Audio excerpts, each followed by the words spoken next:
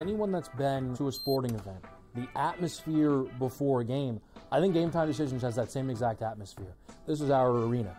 This is what we do. There is going to be an energy to Game Time Decisions that you will feel night in and night out. The excitement you get when you lock your bets in, when you're figuring out what you want to do, we can zone in on the biggest games each night. I want this to be the place that people come to before the games start so they feel as ready as possible to lock in their cards. We are going to hit every single one of those markets that you need to know about. We're going to go through every single thing, and I've got a great team behind me that's going to help me get the job done. There is not going to be a better place, I promise you, than Game Time Decisions to get that new information, react to it, and be able to then bet accordingly. We will have everything at our disposal, and we will use that to our advantage. I'm Kevin Walsh. Tune into Game Time Decisions from 6 to 8 p.m. Eastern on SportsGrid. It's a new era in CFB to start off this year, put on full display. My take on this game is simple. I know some people will be upset about it.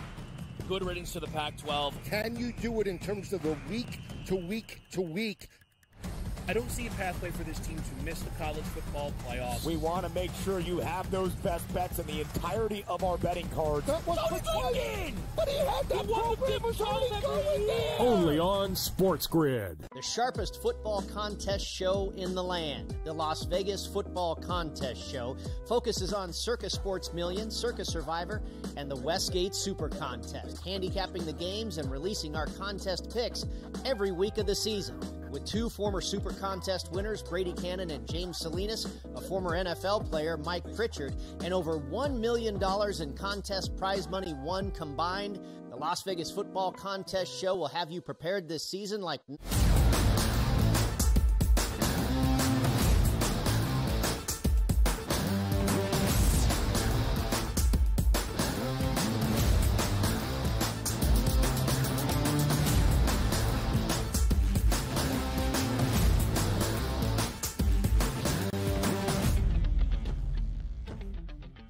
Welcome to hour number 3, live right here on this Football Friday on the early line on SportsGrid. He is Joe Ranieri. I am Ben Stevens in this third and final hour to set the stage for your weekend of football. We'll talk some college football up next, previewing the marquee matchups of this weekend. 4 ranked versus ranked top 25 tilts, including one on this Friday night, the Big Ten opener for both Nebraska and Illinois. The 24th ranked Illini visit Lincoln, Nebraska tonight for the number 22 Cornhuskers playing host. We'll preview that game. The marquee matchups in the Big House on Saturday afternoon. In Stillwater in the Big 12 battle, and some prime time game in Norman to break down. But we start, Joe, in this third and final hour with a little bit of baseball history last night, courtesy of Shohei Ohtani. I still, Ben, when it comes to when you read down the list of what he just accomplished in Miami, it's literally, it really, you can live an entire lifetime. And you think about how long we've had baseball now here, Ben, right? I mean, over the last, I don't know, let's just call it an even 100 years. We have never seen anything like we are witnessing right now. Compare it to when Tiger Woods came on the stage and we're like, we'll never see anything like this. I promise you, Ben, we're never going to see anything like Shohei Ohtani and what he has done this year. And the best part about this is that this is repeatable for him. That's how crazy this is. It is, and he's not even pitching right now, and we still don't know necessarily what his future holds, not because of health or arm talent, but maybe the Dodgers being like, dude, you're pretty good at just being a DH, and you're making history each and every night and all season long. We'll just have you with the bat in your hands. How could you fault the Dodgers for that evaluation? As we discuss Shohei Ohtani in the history of Major League Baseball, based on the history that he made last night. Is Shohei Ohtani the best baseball player of all time? It was our question to all of you in Fade the Public.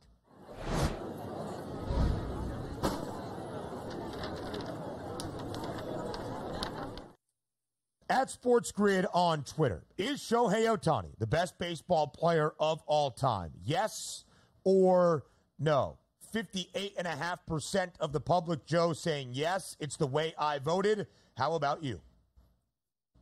Oh, that's tough. I mean, that is brutal. Just because different decades, different players, different situations. I will say no, Ben, for this, and I will simply say because I remember Barry Bonds. So watching Barry Bonds play, and quite honestly, kudos to Miami for even pitching to him, Ben, to give him an opportunity to have that kind of night. Because you know who they would never have pitched to, no matter what?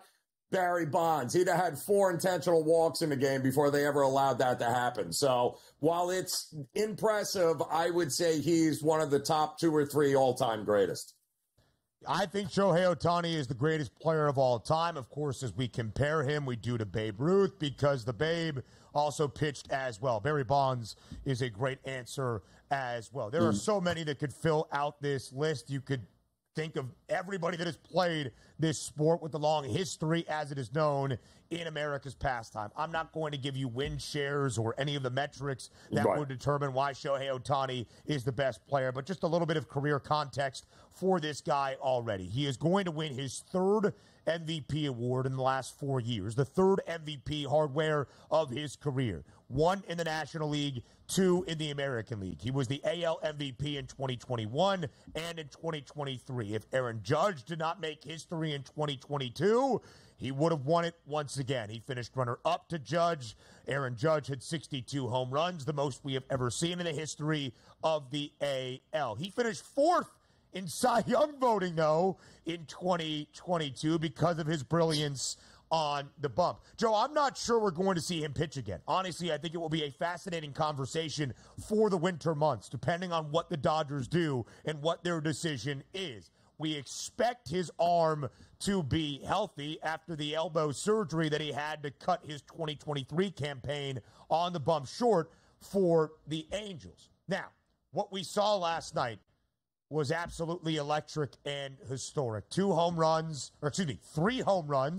2 doubles, 10 RBIs, 2 stolen bases, a perfect 6 for 6 at the dish. We have shared the stat many a times in the RBI era that became a thing 104 years ago in 1920. He is the only guy in his career to have a game that hits all of these distinctions: 3 or more home runs, 6 or more hits, 5 or more extra base hits, 10 or more RBIs, and 2 stolen bases. Just one guy in a 15-year career having each of those games. Shohei Ohtani did all of those things in one night. That was history in one end, but he also did all of that to accomplish 51 home runs in a season and 51 stolen bases, becoming the first player in Major League Baseball history to start his own club, 50 homers and 50 stolen bags in the same year. And again, this is him just as a DH. It is mind-boggling what he can do.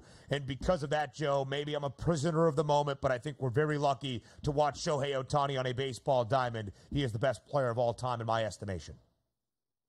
Listen, he also got to the 40-40 club the fastest in history with 129 games, Ben. He also tied Ricky Henderson as 13 games now, and he's got more opportunities here, but 13 games where you hit a home run and a stolen base. He is just, and you go down the list, it's like, well, he's in his own category here. Oh, look at that. He created his own category here. Nobody's ever done this before. It truly is the most amazing thing we're watching unfold. Now, if he wins a World Series title, then we're probably having a different discussion next year about him, aren't we? And so that, I guess, would be the other wrinkle to this conversation. Greatest to ever do it, greatest of all time, the GOAT. Yep. In many, many sports, we signify that with championships, with trophies, not just individual MVP hardware, but championships. And Shohei Ohtani, has he even been in the playoffs in his Major League Baseball career? No, he is not. He played for the Angels. He is going to get there this year as a member of a stacked Dodgers roster. Then how do we start to categorize things if Shohei Ohtani is the best player on the best team in the sport and the Dodgers win a World Series? Frankly, the Dodgers have been disappointing in their own history here in the last decade plus in MLB in terms of actual World Series titles. The only one they have in the 10 years they have won the National League West in the last 11 MLB seasons with prime opportunity to do so was during the COVID-shortened 2020 season. Some would argue the legitimacy of that award. Tough to really kind of argue that argument, as it was a 60-game sprint, and normally we're doing 162 and then the playoffs after.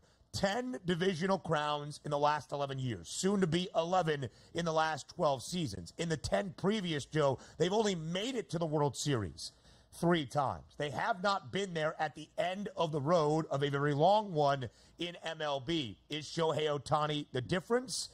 We're going to find out in the next month plus here in MLB.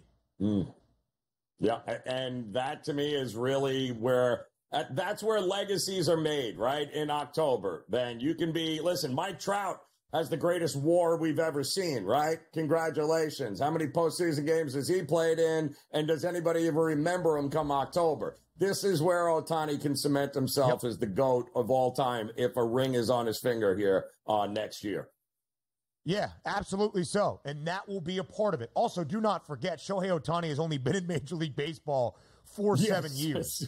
We expect this guy to be there for at least a decade more. We'll see what his future is on the mound as a pitcher. His future, of course, at the plate is incredibly bright. And our Craig Mish, not with us today for the daily basis, but doing the significant reporting yesterday in Miami on Shohei's historic night in South Florida. The fan who caught Shohei Ohtani's 50th home run baseball has opted to walk away with it. The Dodgers did not get it back, but negotiations already underway.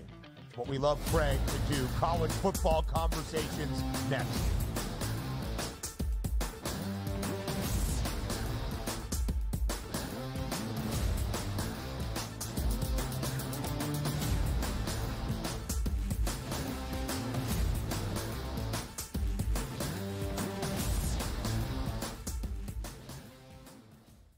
Anyone that's been to a sporting event, the atmosphere before a game, I think Game Time Decisions has that same exact atmosphere.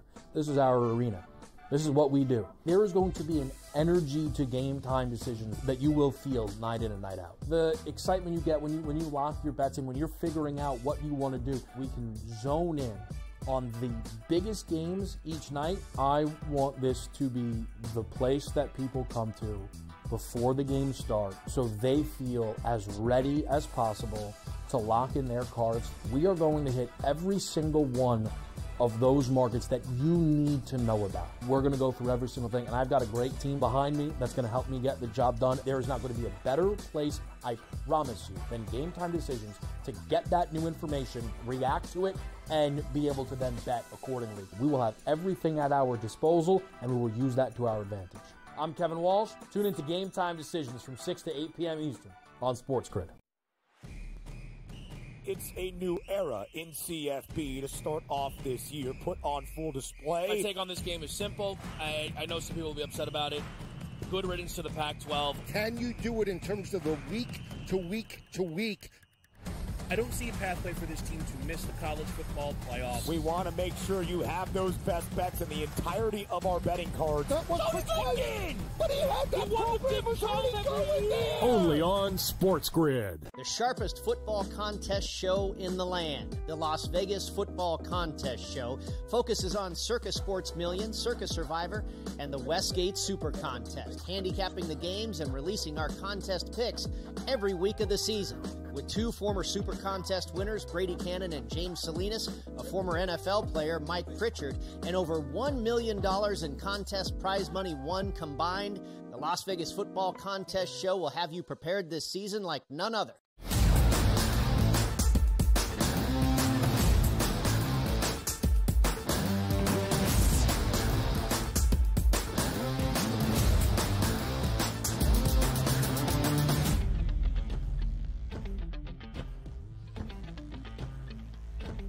Live right here on the early line on SportsGrid. It's a Football Friday on TEL. And that's not just week 3 of the NFL season. That's week 4 of this college football campaign as well. He is Joe Ranieri. I am Ben Stevens. 4 ranked versus ranked top 25 tilts in week number 4. And it gets started tonight in Lincoln, Nebraska. The kids have the day off from school. The Huskers saying we are only caring about the football game on this Friday. It is the first ranked versus ranked game the Huskers will host in Lincoln that features two teams inside the AP top 25 in over a decade, Joe, since 2013. And it's over a touchdown in favor of Nebraska. 42.5 is the total as well. Number 22, Nebraska. Number 24, Illinois. Joe, as you look at this game, more than a touchdown with a total only at 42 and a hook. Can the Cornhuskers be dominant enough to cover this number tonight? Well, it's a fascinating game because here we've got, I think, Ben, we've got two teams that are pretty even when it comes to the defensive side of the ball. I don't really give the edge to either one of these. Home field matters. Lincoln is going to be crazy tonight here. They haven't had a whole lot to celebrate in a long time there, Ben, but they got something to be excited about now, and I think that place is going to be absolutely bonkers. Offensively, though, I don't think it's close. I think Illinois is a mediocre offensive team. I think Nebraska is much better than mediocre with Dylan Raiola as his quarterback here. 74% completion rate. This is the time always, every time with Matt Rule, where he takes over a struggling program, the biggest move is always in the second year. That's when you see what he does and how he takes these teams and these schools and elevates them. They win tonight on the national stage like this, and not only win, Ben, but win convincingly and cover. We're waking up to a different Nebraska next week in the standings for sure. And so, Joe, that's the thing, right? Because if they win and cover this game, it's dominance because the total is 42.5. That means they win comfortably in a game that features two teams that have been great defensively this year. Nebraska and Illinois are two of 23 FBS programs around the country holding opponents to less than 10 points per game. Both have been very good on that side of the football. They are two teams also that have covered the number in all three games. The Huskers, one of four FBS programs to be booked as a favorite in all three and cover. That's Tennessee, Texas, Ole Miss, and Nebraska. The other three teams, by the way, ranked in the top 6 nationally in this country. But Illinois also won outright against the ranked team, although Kansas is no longer ranked. They did week 2 at home in Champaign.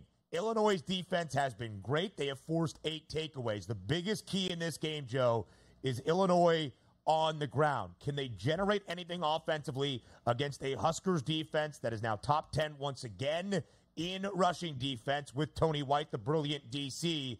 And Illinois is really good, as we shared, defensively, but they're allowing $125 per game on the ground. Even Central Michigan ran for more than 140 last week, and Illinois won that game 30-9, covering as a 20.5-point favorite. That is the key. If Dante Dowdell and Ramir Johnson can have a big night on the ground, and Dylan Raiola continues to play clean football, Nebraska could cover as more than a touchdown favorite tonight. It's the Big Ten opener for both the Huskers and the Illini. It's the Big Ten opener for Michigan, the reigning national champs, and the Big Ten debut of USC in the Big House on Saturday afternoon in Ann Arbor. And, Joe, we'll talk a lot about line movement. It's one of the themes for Week 4. This not necessarily moving a ton in the last 48 hours, but moved a ton from where it opened.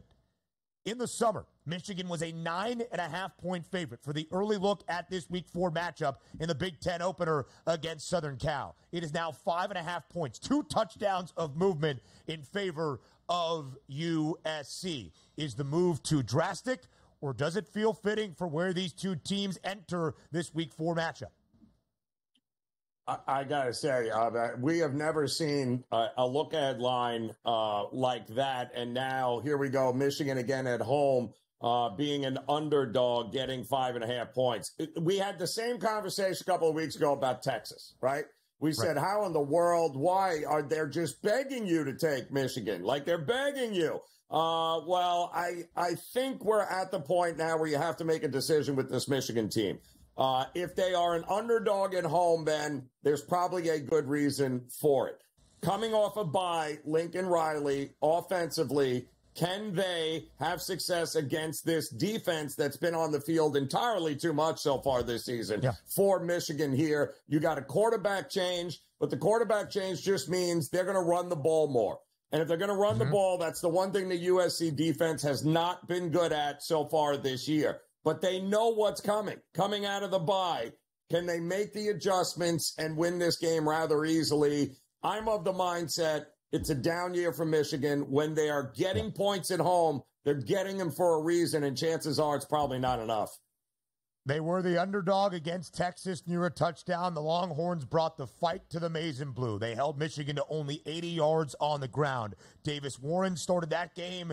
It is now Alex Orji. But Joe is right. It's a downfield rushing attack for Michigan in this matchup. USC did plank Utah State in its most recent game. That was week 2. It was the first shutout Southern Cal has pitched since 2011.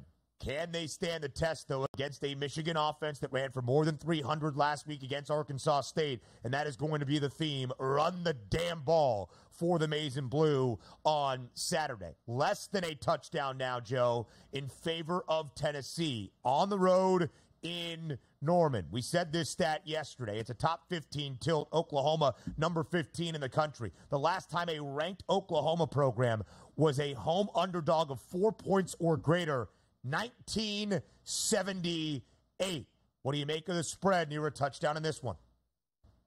Yeah, keep it simple, guys. If it ain't broke, don't fix it. Josh Heupel is the most profitable head coach in college football in the first half covering numbers. If it ain't broke, don't fix it. Oklahoma, their offense is terrible with Jackson Arnold. Yeah, it has not been good. We'll have a few more thoughts on that game and the rest of the Saturday slate next.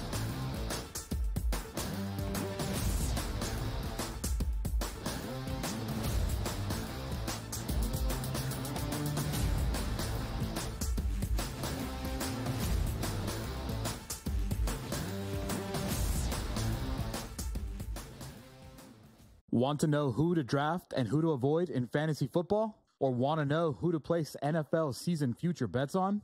Get an insider edge from the former NFL team doctors at Sports Injury Central. The 2024 NFL preseason injury guide is the only in-depth injury report analyzing all 32 teams and over 150 players. So go to sixscore.com to get the most accurate NFL preseason injury report. That's sixscore.com. Anyone that's been to a sporting event, the atmosphere before a game, I think Game Time Decisions has that same exact atmosphere. This is our arena. This is what we do. There is going to be an energy to Game Time Decisions that you will feel night in and night out. The excitement you get when you lock your bets in, when you're figuring out what you want to do, we can zone in on the biggest games each night. I want this to be the place that people come to before the game starts so they feel as ready as possible to lock in their cards. We are going to hit every single one of those markets that you need to know about. We're going to go through every single thing, and I've got a great team behind me that's going to help me get the job done. There is not going to be a better place, I promise you, than Game Time Decisions to get that new information, react to it, and be able to then bet accordingly. We will have everything at our disposal, and we will use that to our advantage. I'm Kevin Walsh. Tune into Game Time Decisions from 6 to 8 p.m. Eastern on SportsGrid. The sharpest football contest show in the land, the Las Vegas Football Contest Show, focuses on Circus Sports Million, Circus Survivor, and the Westgate Super Contest, handicapping the games and releasing our contest picks every week of the season. With 2 former Super Contest winners, Brady Cannon and James Salinas, a former NFL player, Mike Pritchard, and over $1 million in contest prize money won combined, the Las Vegas Football Contest Show will have you prepared this season.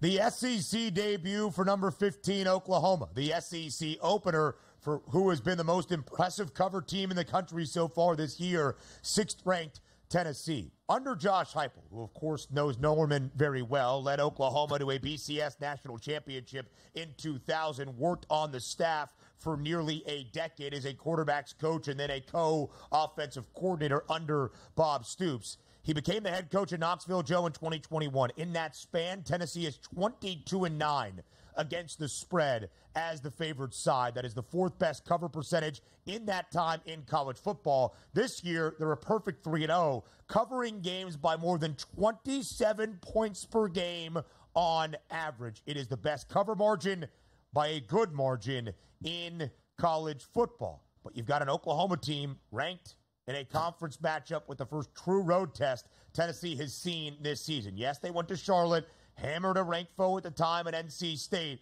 That game was neutral site, but of course the Wolfpack not from far away in Raleigh. Is it too much love for Tennessee, or is the number for a reason and the ball should roll? No, see, here's the problem.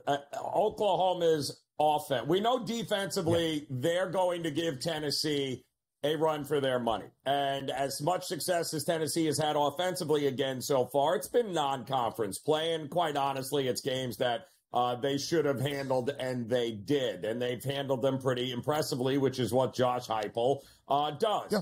However, it's the offense of Oklahoma, and we knew they were going to be a mess early on, Ben, heading into the season. You and I even had a conversation about this team.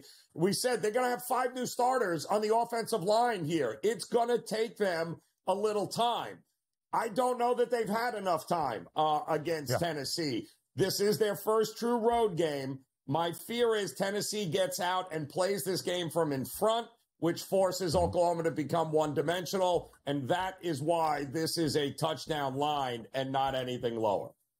It's a really fascinating quarterback matchup between two guys still technically in their freshman year that each got their first start at the respective programs, taking over for the guys that had been there. Nico Iamaleava for Joe Milton and Jackson Arnold for Dylan Gabriel. They got their first start in bowl games and gave us a glimpse of the future. Nico Iamaleava has been great so far for Tennessee.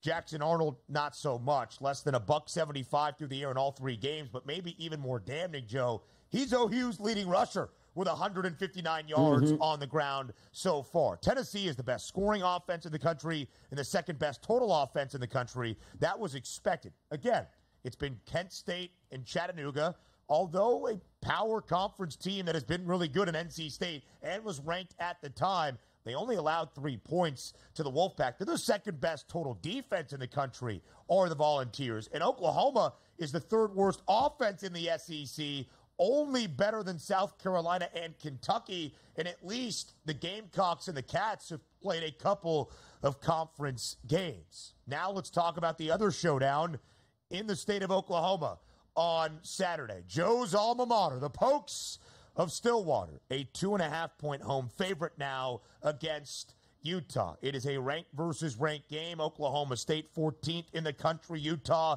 checks in at number 12. Joe, we have talked about this game earlier in the week. It opened at 2 in favor of the Cowboys. It flipped back to Utah as the favorite. Now we see Oklahoma State laying 2.5 at home. It would seem to me that's line movement based on the status of Cam Rising. You have any idea if he's going to play tomorrow in Stillwater?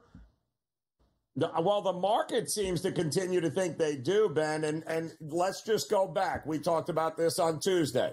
The game opened up across the board where Oklahoma State was a slight favorite at home against Utah. Then, for some inexplicable reason, even though Kyle Whittingham, the one coach in college football that will never leak anything about any of his players to anyone, the market ran to the window and steamed Utah to become a 2.5-point favorite.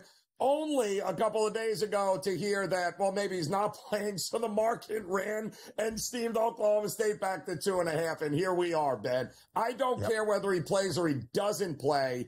Oklahoma State should not be catching points in this spot at home, period. It's Oklahoma State on the money line for me all day. And they've been great at home under Mike Gundy in Stillwater. Texas will see a new quarterback under center on Saturday. Arch Manning makes his first career start. The Longhorns are a 44.5-point favorite against UL Monroe, who has covered in both of their games so far this season. Arch's props for Saturday, 292.5 He had 5 total touchdowns last week against UTSA. More on the early line up next.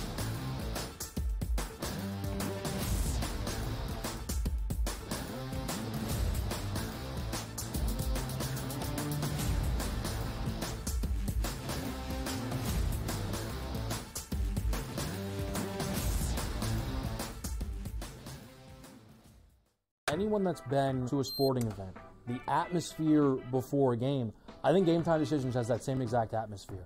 This is our arena.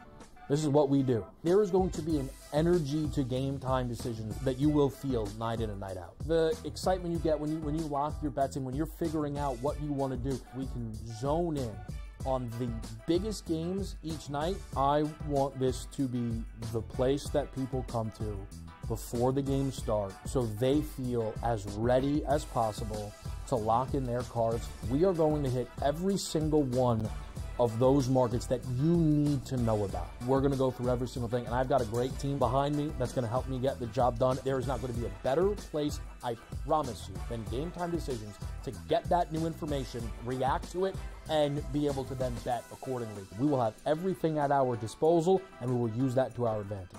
I'm Kevin Walsh. Tune into Game Time Decisions from 6 to 8 p.m. Eastern on SportsGrid. It's a new era in CFB to start off this year. Put on full display. My take on this game is simple. I know some people will be upset about it. Good riddance to the Pac-12. Can you do it in terms of the week to week to week?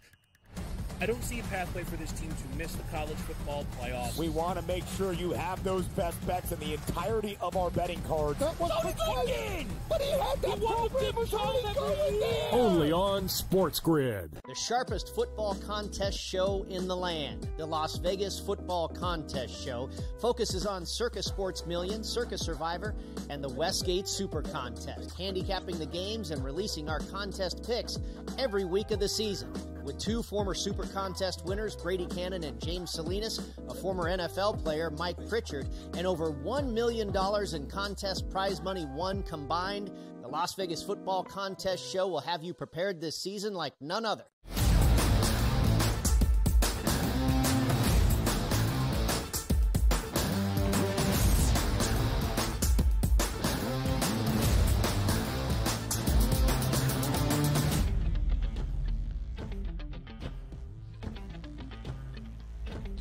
To make sure you see it, the other notable games from the Week 4 college football Saturday slate. An intriguing one in the Sunshine State, Joe.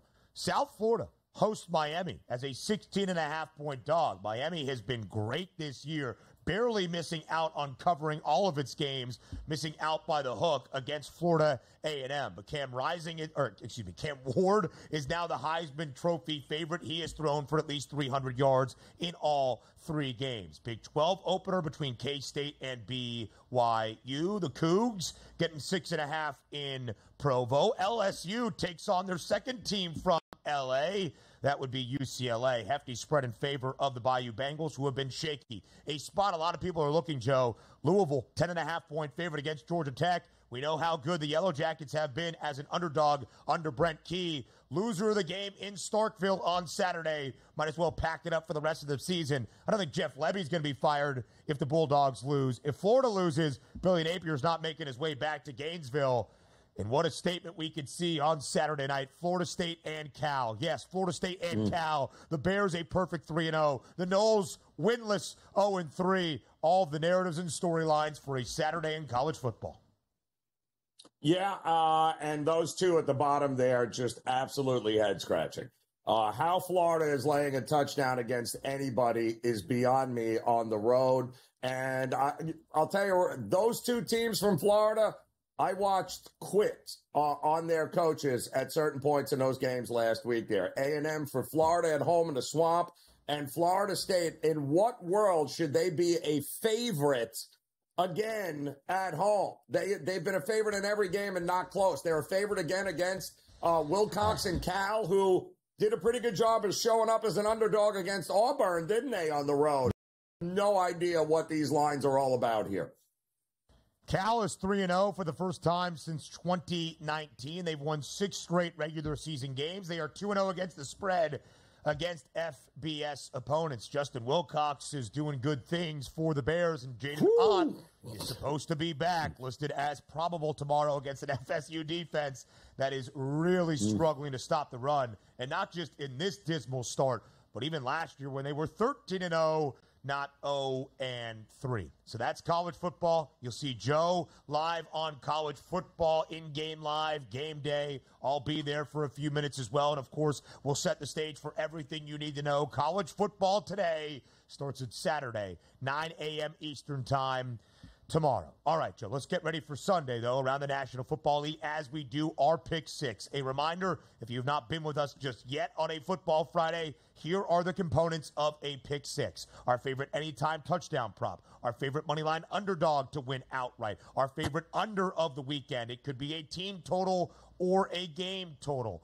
Alt lines that we will look at as well. Yardage props for the weekend. Could be passing, receiving, rushing. Does not matter. And we combine forces for a two-leg 6-point teaser. All right, Ranieri, start with your favorite anytime TD scorer of this weekend slate.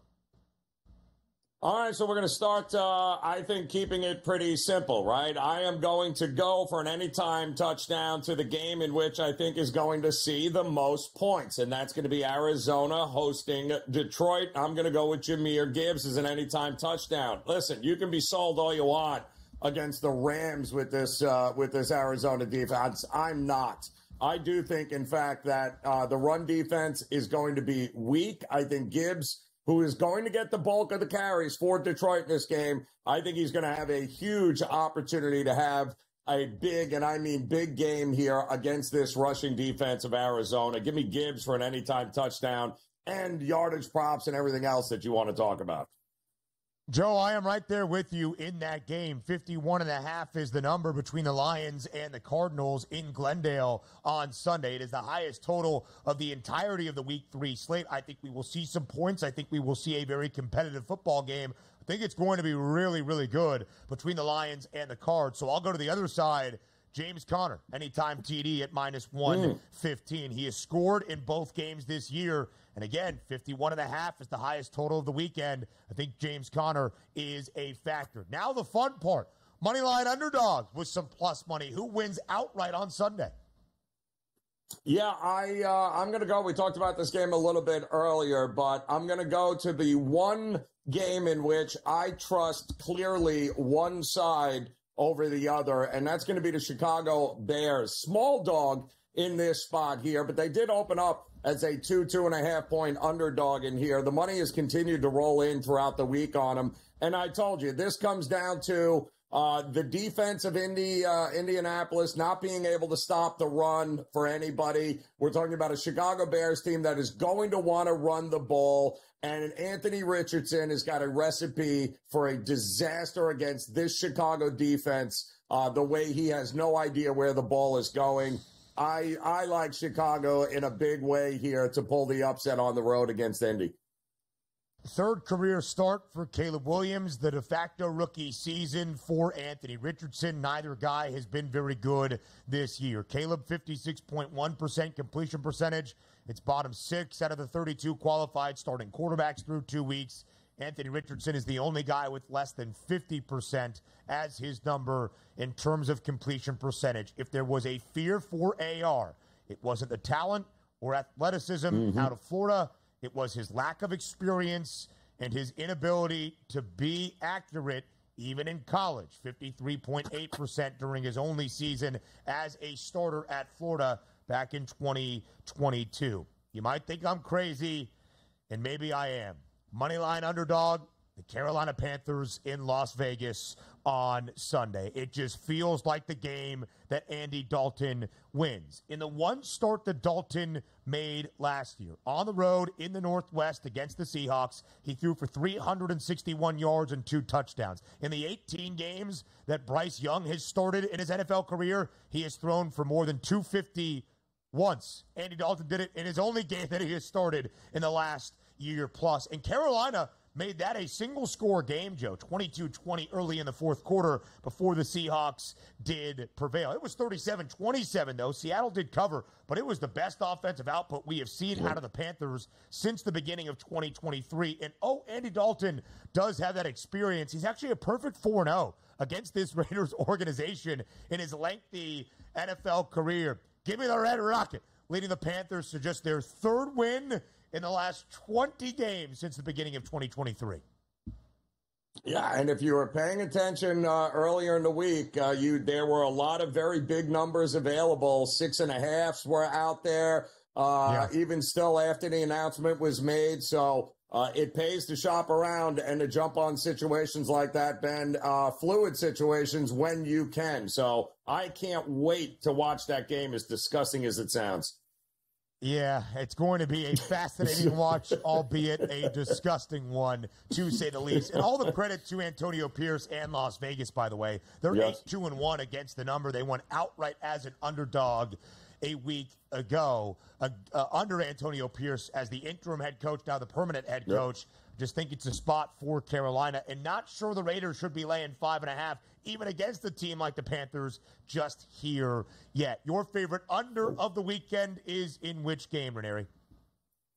I'm going to the Rams and 49ers. Look at the injury list here, folks. This is just, you could put together an all-star fantasy lineup with all the guys that are not playing in this game here. Mix in the fact that the Rams offensive line, although they do get some back here, I don't see how either McVay or Shanahan are going to think dropping their quarterbacks back in the pocket 40, 50 times is a recipe for success. I don't see how this thing gets over 43.5 points, Ben. Yeah, it went over last week in Arizona, Joe, for the Rams, but they scored 10 points and Arizona scored 41. I don't really know how this game plays out. There are so many injuries, not just for L.A., but for San Francisco, as you mentioned. I'm starting to think that game could be a little bit ugly and low scoring inside SoFi Stadium on Sunday. We continue the Pick Six up next on TV Now.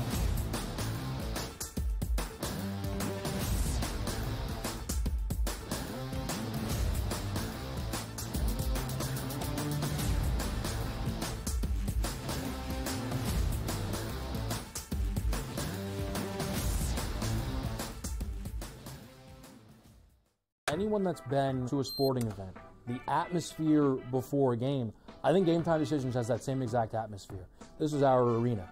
This is what we do. There is going to be an energy to Game Time Decisions that you will feel night in and night out. The excitement you get when you lock your bets in, when you're figuring out what you want to do, we can zone in on the biggest games each night. I want this to be the place that people come to before the games start so they feel as ready as possible to lock in their cards. We are going to hit every single one of those markets that you need to know about. We're going to go through every single thing, and I've got a great team behind me that's going to help me get the job done. There is not going to be a better place, I promise you, than Game Time Decisions to get that new information, react to it, and be able to then bet accordingly. We will have everything at our disposal, and we will use that to our advantage. I'm Kevin Walsh. Tune into Game Time Decisions from 6 to 8 p.m. Eastern on SportsGrid. It's a new era in CFB to start off this year, put on full display. My take on this game is simple. I know some people will be upset about it. Good riddance to the Pac-12. Can you do it in terms of the week-to-week-to-week? I don't see a pathway for this team to miss the college football playoffs. We want to make sure you have those best bets in the entirety of our betting cards. That was thinking! But he had that Only on SportsGrid. The sharpest football contest show in the land, the Las Vegas Football Contest Show, focuses on Circa Sports Million, Circa Survivor, and the Westgate Super Contest, handicapping the games and releasing our contest picks every week of the season. With two former Super Contest winners, Brady Cannon and James Salinas, a former NFL player, Mike Pritchard, and over $1 million in contest prize money won combined, the Las Vegas Football Contest Show will have you prepared this season like none other.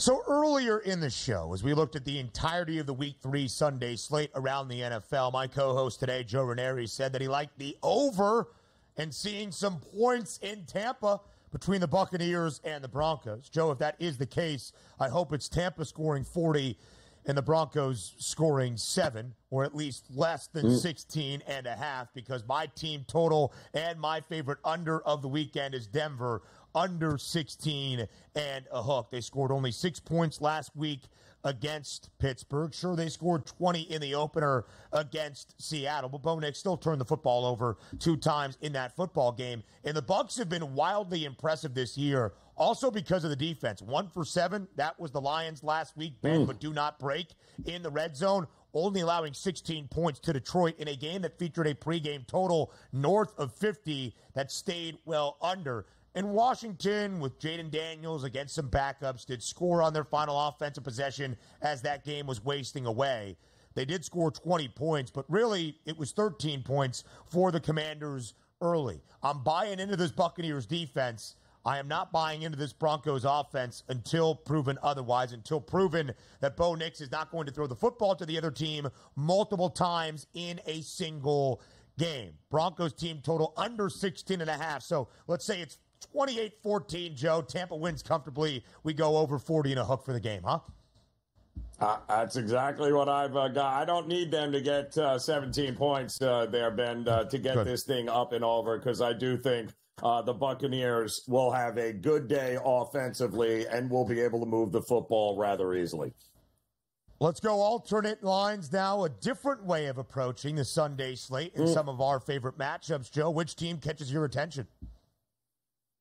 Yeah, I'm going to go where this is another, if it ain't broke, Ben, let's not fix it. Somebody tell me how in the world that the Saints aren't going to continue to put up points in bunches against that defense now of Philadelphia on a short week here, Ben, that have to try to figure out where things went wrong.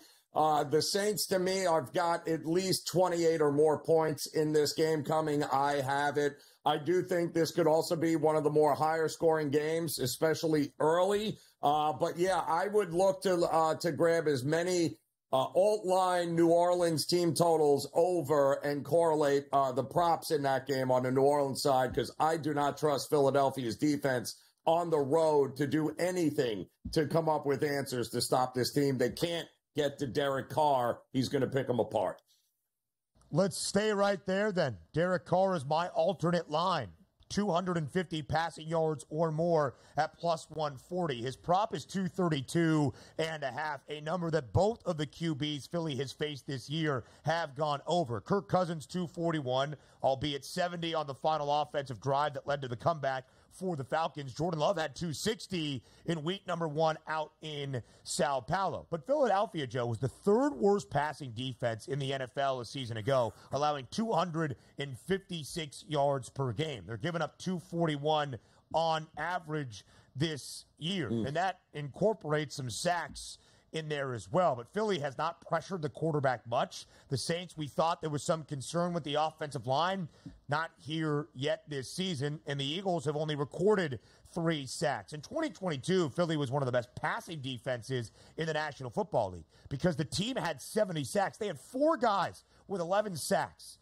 In that year, they made it to the Super Bowl. The Eagles had the 2nd most sacks in a single season in NFL history, only behind the monsters of the Midway Bears back in the mid-'80s, who had 72. It's been different, and it's still taking some time for Vic Fangio to figure this out. Now, as you look at Derek Carr, 443 total yards this year, but on only 39 attempts, Joe. That's 11.4 yards per attempt. Why do I highlight that? If this game is competitive, and we expect it to be, it's less than a field goal spread, albeit in favor of New Orleans. If they finally are tested, and it's not a 47-whatever rout of Carolina or 44-19 to Dallas when they scored on their first 6 offensive drives, if Derek Carr is throwing the football for all 4 quarters for all 60 minutes, I think he gets to 250-plus on Sunday in the Big Easy. Yeah, I'm with you, but I think this is going to be a fun one. I've got faith in the offense of Philadelphia, but I think they're going to have to go toe-to-toe and match score for score. So, to me, New Orleans, Got a lot of opportunities to cash tickets in the prop market, alt line, as well as team totals and maybe even total score. Joe, there's a lot of statements that can be made on Sunday. If New Orleans wins and covers over Philadelphia, the Saints are a legitimate NFC contender. At least the odds will show that. And the Eagles might have a few weaknesses they still have to address. That is also the case for sure in Dallas. The line is only 1.5 in favor of the flock, but now it's just 4 cents of difference between the Ravens and the Cowboys. Baltimore minus 110 money line, Dallas minus 106. The Ravens trying to avoid a dreadful 0-3 start that more than likely would have Baltimore miss the postseason. If the Cowboys can't do that, though, and Baltimore picks up its first win, we're going to have 2 1-2 teams at the end of week 3. So how are you approaching this game from the prop perspective? To me, it's all about Lamar Jackson and the rushing prop here. 48.5 yards. He is going to have to get at least that, then, if they're going to have any chance of getting this done. I don't like the Henry fit here, the Derrick Henry fit. It doesn't make any sense. They're always out of the shotgun. That's where Lamar is his most comfortable. Derrick Henry's a guy where you need a quarterback under the center. None of it made any sense to me, but I can tell you this. If Lamar ain't taking off, scripted and unscripted, they don't win this game. I think he's going to have to. I think you can get it done maybe 3-4 runs, Ben, and you're flying over that total. And this number on the way up, it's 53.5 as of this football Friday morning. Lamar, 45 yards last week in a loss to the Raiders. Of course, 16 carries for $122 in the season opener in Arrowhead against the Chiefs. Part of that is because the offensive line still needs some time to gel. Obviously, a lot of it is how it is organized. And, Joe, I think with how important already this Week 3 game is for the Ravens, Lamar, who has already been tasked with doing everything, is going to feel like he has to do everything to make sure the Ravens avoid the winless 0-3 start. We'll continue the Pick 6 on the other side of the break here on SportsGrid.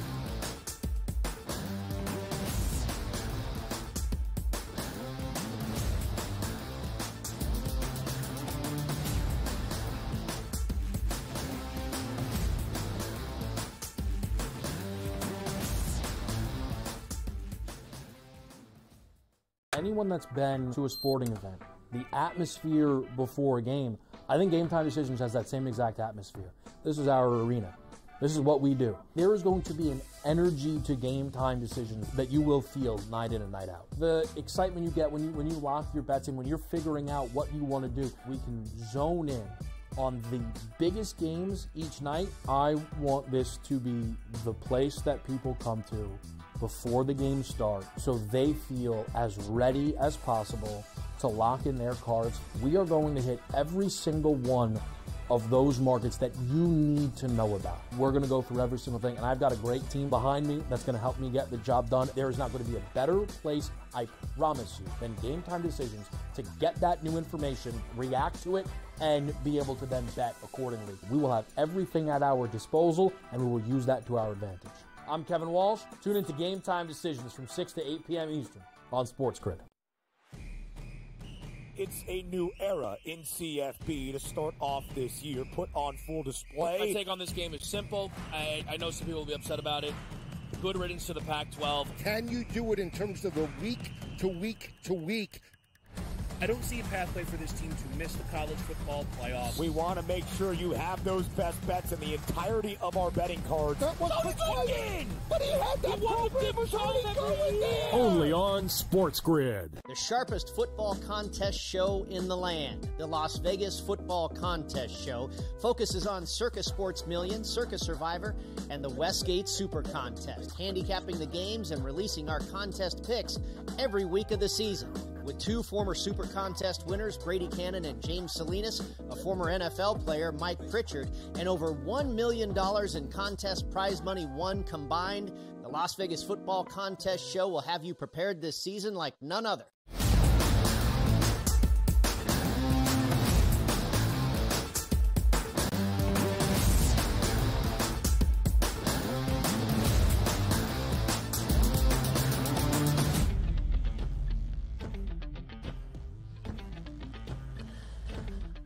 So in your pick six, Jordan, you're looking at a rushing yards prop for Sunday, a quarterback Lamar Jackson to go over 48.5.